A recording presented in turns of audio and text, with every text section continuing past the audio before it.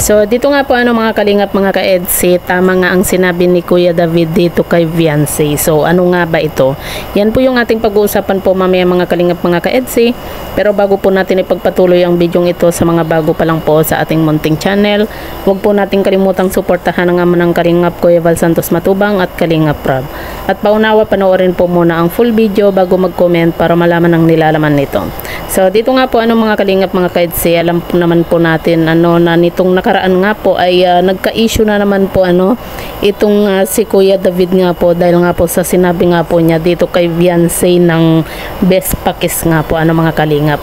Pero yun nga po mga kalingap mga ka-EDC, nagsorry na po itong si Kuya David nga po sa lahat po ng mga supporter po ng Tambalang EDC, sa lahat po ng mga nasaktan nga po mga kalingap dahil nga po sa sinabi nga po niyang yun pero yun nga po mga kalingap mga ka-EDC, syempre 'di ba?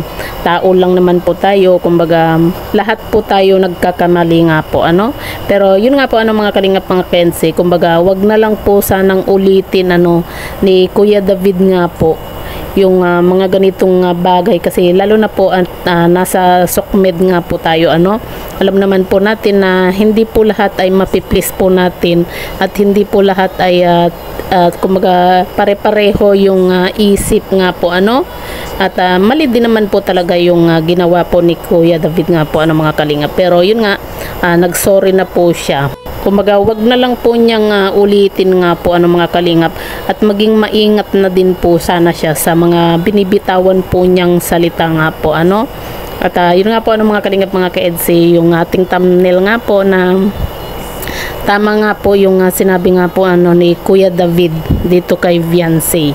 At yun po ay mas maganda nga daw po itong si Viancy dito kay Ingkit nga po, di ba?